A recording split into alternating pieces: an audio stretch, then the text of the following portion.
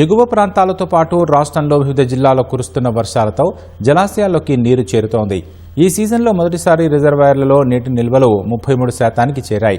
కృష్ణాలో ప్రవాహాలు బాగా ఉండి శ్రీశైలం దిశగా వరద చేరుతోంది. గోదావరిలో ఇప్పుడిప్పుడే ప్రవాహాలు ప్రారంభమయ్యాయి.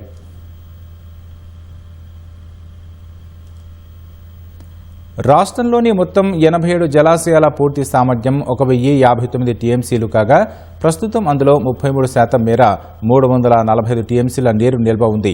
వారం రోజుల క్రితం ఈ మట్టం చాలా తక్కువగా ఉంది. గడిచిన వారం రోజుల్లోనే నీటి నిల్వలు 1.19% మేర పెరిగాయి.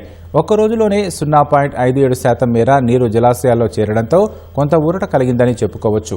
ప్రస్తుతం గోదావరి నదిపై ఉన్న జలాశయాల్లో 104 టీఎంసీలు, కృష్ణానదిపై ఉన్న జలాశయాల్లో 240 టీఎంసీలకు పైగా నీరు ఉంది. కృష్ణానదిపై కర్ణాటకలో ఉన్న ఆల్మట్టి నారాయణపూర్ జలాశయాలు నిండడంతో దిగువకు వరద వస్తోంది.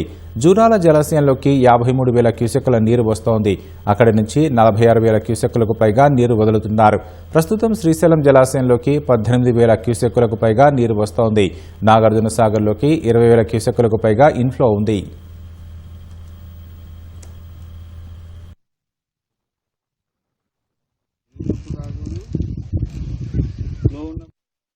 శ్రీరామ్ సాగర్ ప్రాజెక్టులోకి 3,500 క్యూసెక్కుల నీరు వస్తోంది.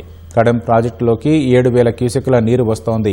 ఎల్లంపల్లిలోకి 74,000 క్యూసెక్కులకు పైగా వరద వస్తోంది.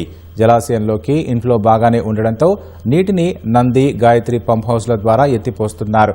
ప్రాణహిత జలాలు గోదావరిలో కలిసిన తర్వాత మేడిగడ్డ లక్ష్మి ఆనకట్ట వద్ద 81,000 క్యూసెక్కుల ప్రవాహం ఉంది.